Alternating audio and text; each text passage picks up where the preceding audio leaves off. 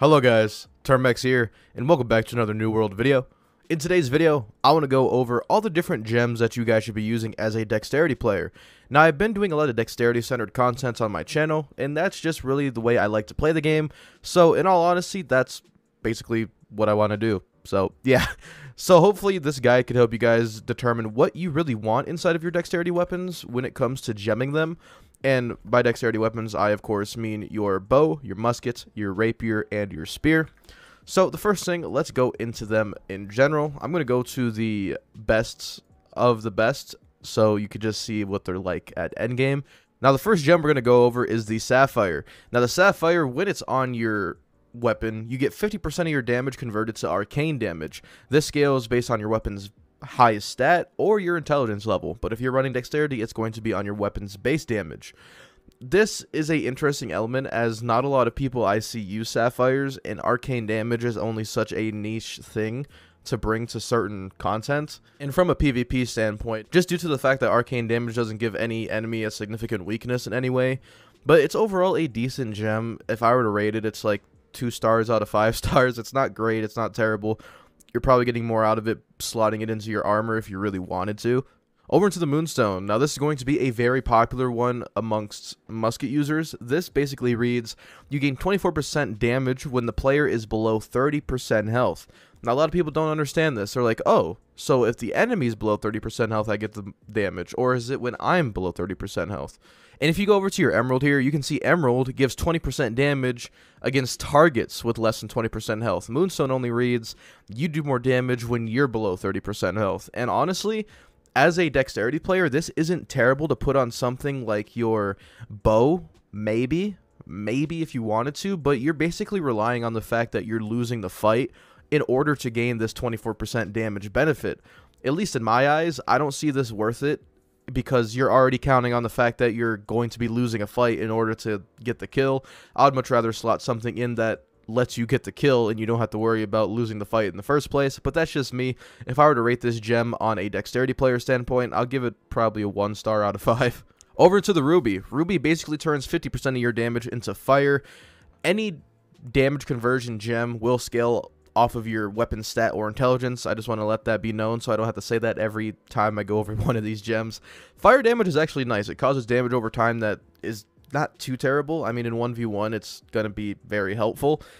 If you are hard stuck on using fire, if you're going to do Eden Grove content, or if you're going to be doing the Genesis dungeon, or expedition rather, sorry, this is something good to slot in on your spear, maybe even slot it in on a musket. And it's not great, it's not terrible, but I think it has a lot more PvE applications than PvP applications, because if you're going to use a weapon with a fire slot, you might as well just be using a fire staff at the end of the day, you know what I mean? But if you're a dexterity player that wants some fire damage, go right ahead, but I see this gem more as a PvE helper than a PvP helper, so I'll rate it 3 out of 5. Over into the Topaz, just like all the other elemental things, we have lightning damage. Now, the lightning damage I've experimented with when I got the Heaven Splitter Spear, which I made a video on my channel, you want to check that out. But lightning damage is pretty fun. I thought it would arc to enemies, kind of like the arc roll that you can get on certain weapons, but it does not. All it really does is zap them, it doesn't stun them, but it's not bad. Maybe there's some hidden mechanics I don't know about when it comes to lightning damage, but for PvP, lightning was actually pretty nice. But when it came to PvE, I didn't notice much difference, but other than that, it's an average elemental swap gem. I would rate it 2 out of 5. Onto your diamond gem. Now, this is one of my favorite gems in the game. You get plus 15% damage and outgoing healing while at full health. You see a lot of healers run this because you get a bonus heal, obviously. But there's a lot of dexterity players that like running this. And the reason behind it is you get a lot of damage when you're at max health. And when you're a dexterity player, you're usually in the back lines, right? You're usually not getting targeted too much, and you're usually at full health. So getting 15% damage all the time isn't such a bad trade-off. But if you're by yourself in solo play where you have a damage over time effect on your player, or you're constantly getting bamboozled everywhere, you're not going to get this, and it's basically just a wasted gem slot. In the right circumstances, it could be very powerful, so I'm going to put it at 4 out of 5 stars in my personal opinion. Now we have Opals. Opals are probably my favorite gem in the game, because as a dexterity player, you're constantly dodging around, you're constantly using your light dodge roll, and you want to get the most out of it, correct? Well, with this, you get Gambit, which allows 15% extra damage when your stamina is not full. Keyword, not full. So when you're dodging, anything you do is just 15% better. And that's great, because you're never going to be standing still, you're not going to be running away from people, you're going to be light dodging, and overall as a dexterity player, this matches your playstyle pretty much perfectly. I'm going to give this a perfect 5 out of 5 for any dexterity player. You cannot go wrong with this gem. Over into the Amethyst. The Amethyst gives a damage conversion of 50% based on void damage. Like I said before, void damage swaps are pretty much a PvE centered thing. I wouldn't recommend any gems like this for PvP content. But it just clicked in my head that all the ghost guys that you see around, the freaking poltergeist, I'm zoning out their name right now, but they take more damage to void, so if you want to use it on them, that's great. But other than that, it's just another damage conversion gem. I'll give it a 2 out of 5 in terms of PvE. In terms of PvP, it's entirely subjective. And, of course, the Amber. This is converting your damage into nature damage. I do see this a lot on Lifestaff users because you have a lot of focus, and you could use that nature damage on a hatchet or maybe even a warhammer. I see a lot of people do a lot of different things.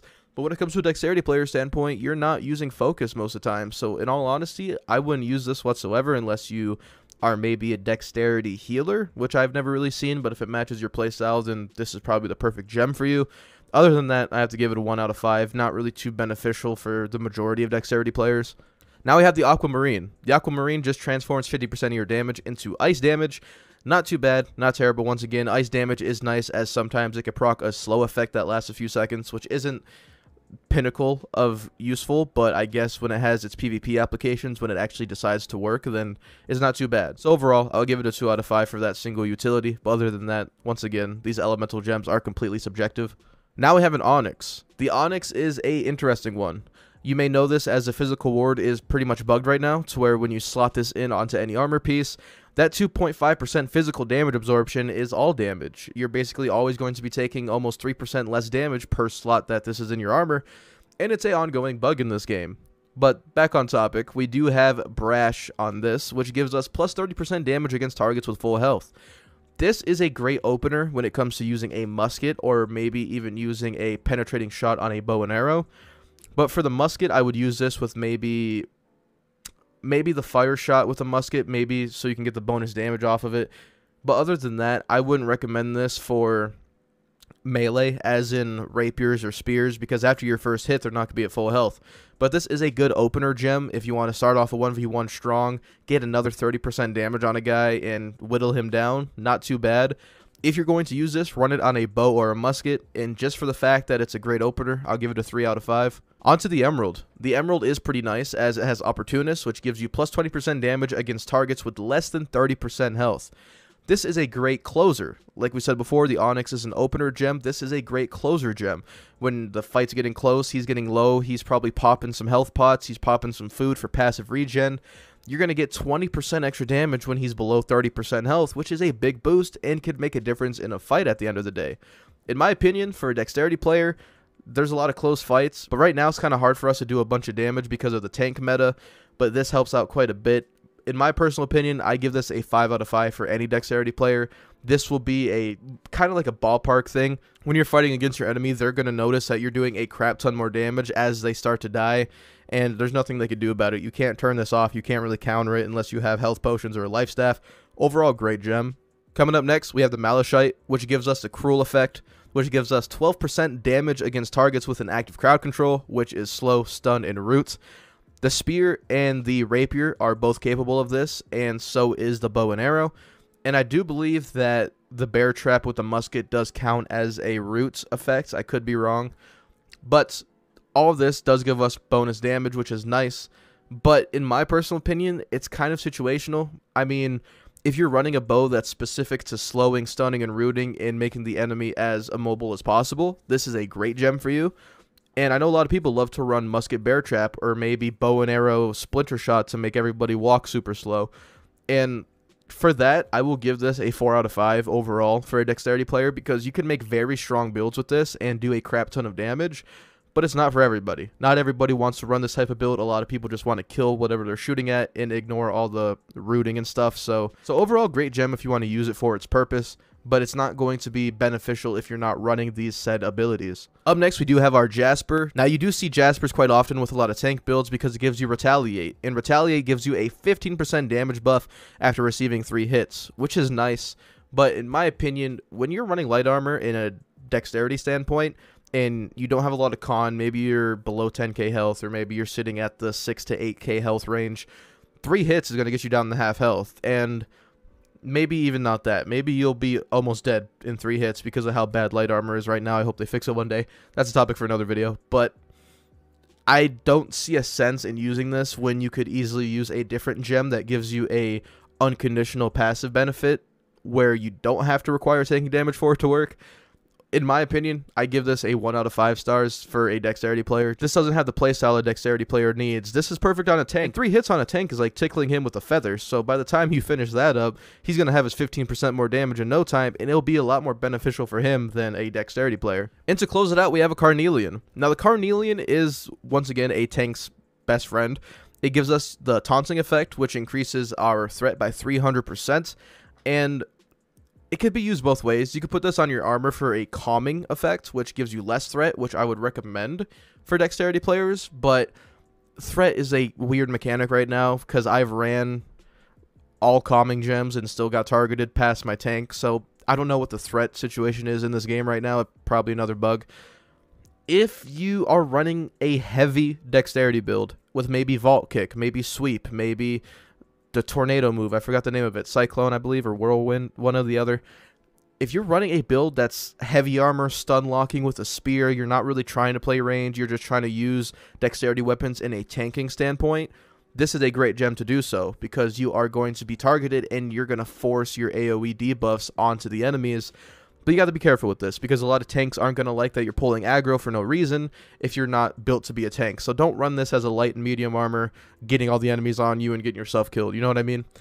But as for that, guys, that is my personal ranking on all the gems in the game, in my personal opinion. And I know someone's going to ask, what about the pearl gems? What about the pearls that give you luck? Honestly, if you're running luck on your armor, I would only recommend it as you're leveling up, because I do have that myself. Having these lucky things is just helpful for getting your gear score and stuff up and all that kind of fun stuff. If you're looking for a more full in-depth dexterity guide, I actually just posted a video on my dexterity build and my guide, and I go into all this and all that kind of fun stuff.